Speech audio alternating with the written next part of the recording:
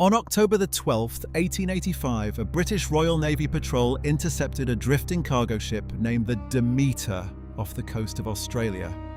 The sails were torn, the lifeboats were still securely attached, the crew of 32 men was completely gone. We've all heard this story before, the Mary Celeste, a classic maritime ghost story. But the Demeter was different, because when the boarding party opened the main cargo holders, they didn't find tea or spices or cotton. They found a temple. Someone or something had completely dismantled the ship's interior load-bearing beams, combining them with massive blocks of black basalt rock to build a geometrically impossible shrine inside the belly of the ship. And sitting at the center of this shrine was a cargo that does not belong to any known human civilization. The Demeter departed from Singapore in May 1885, commanded by Captain Arthur Pendleton, a 30-year veteran of the East India Company. He was a man of science and profit, not superstition. According to his recovered logbook, a freak typhoon blew them 400 miles off course into an uncharted sector of the South Pacific. On June the 14th, the lookout sighted land. It wasn't a tropical paradise. Pendleton described it in his log as a dead atoll choked by black hexagonal basalt pillars rising from the water like broken teeth. This description closely matches the ruins of Nan Madol in Micronesia, a real megalithic city built on coral reefs. But the Demeter's coordinates place this island nowhere near Micronesia. The crew went ashore seeking fresh water. Instead, they found a necropolis, massive structures built by hauling multi-ton rocks across the lagoon without wheels or pulleys. The island was completely devoid of life.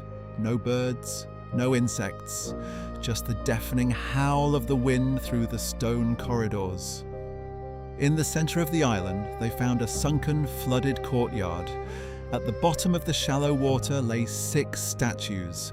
They were carved from a porous, pitch-black stone depicting entities with features that were mathematically precise, yet biologically wrong.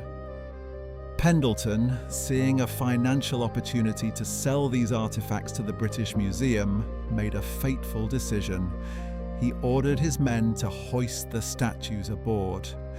It took 20 men and heavy rigging to lift just one. They placed them deep in the lower hold, sealed the hatch, and set sail for London. They brought the disease of the island onto their ship.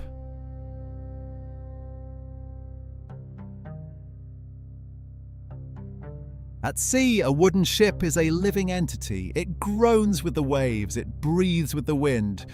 But 2 weeks after leaving the Black Island, the sounds of the Demeter changed. First mate William Graves kept a separate personal diary. It was found stuffed inside a waterproof canvas bag, nailed under the floorboards of his cabin. Graves wrote that the ship felt heavy, not physically, but atmospherically. The air in the lower decks became freezing cold, and the smell of ozone, like the air right before a lightning strike, began to permeate the wooden planks. Then came the auditory anomalies. Graves wrote, August the 3rd, the men refuse to sleep in the forecastle. They say they hear a grinding sound at night, like massive stones dragging across the timber. But I inspected the hold myself. The statues are chained tight. They haven't moved an inch. Yet when I put my ear to the hatch, I hear a low hum, a vibration that makes my teeth ache. The crew began to suffer from a specific shared insomnia. When they did manage to sleep, they all experienced the exact same vivid nightmare. According to the ship's doctor, the men dreamed of walking through endless, impossibly tall stone corridors. The walls were covered in geometric equations, and in the dream, a whispering voice was trying to teach them how to build something.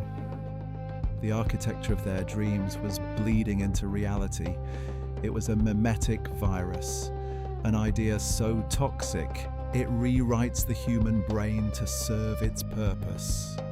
By August 15th, naval discipline had completely broken down.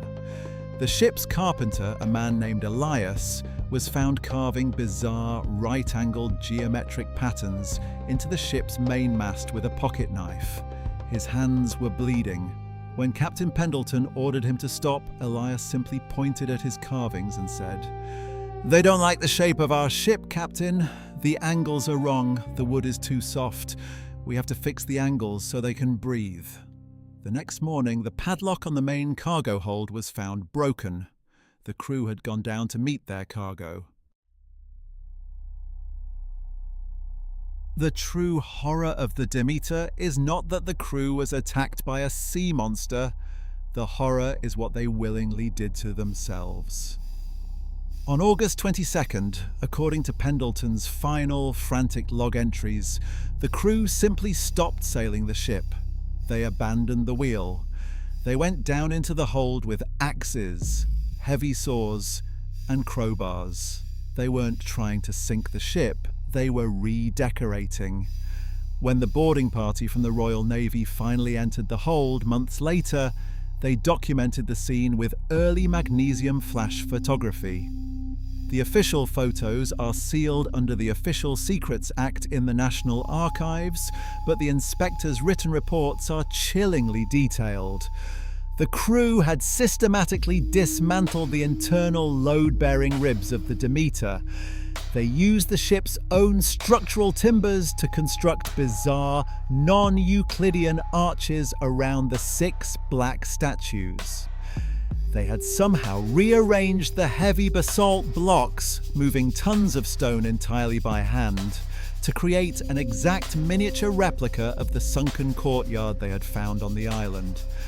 The forensic report states that the physical exertion required to move those stones without pulleys would have literally torn the muscle fibers from their bones. The men worked themselves to death, driven by an obsession they didn't understand. The Royal Navy inspector noted that the geometry of the temple made no mathematical sense. Looking at the angles where the wood met the black stone caused acute nausea, vertigo, and nosebleeds. The structure seemed to fold inward on itself, creating a space that felt larger on the inside than the ship's hull allowed. Captain Pendleton's final log entry is written in a jagged, almost unrecognizable handwriting. It reads, "The temple is complete. The angles are finally right.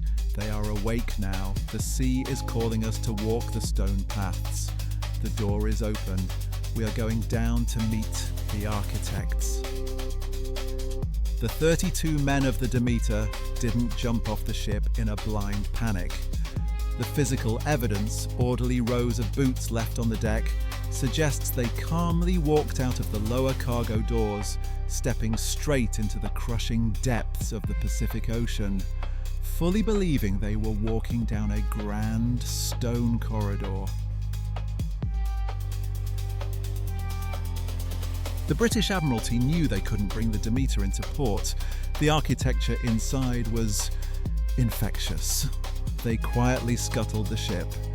They set the Demeter on fire in deep water, officially claiming the vessel was infected with a cholera plague. The ship burned to the waterline and sank. The 6 black statues now rest somewhere in the dark, crushing abyssal plains of the ocean. But the island is still out there. Modern satellite imagery occasionally captures strange anomalies in that specific empty sector of the Pacific. Geometric, black shapes rising from the water. Shapes that mysteriously disappear beneath the waves whenever research vessels are dispatched to investigate. Some alternative archaeologists theorize that human civilization didn't actually invent architecture. We inherited it.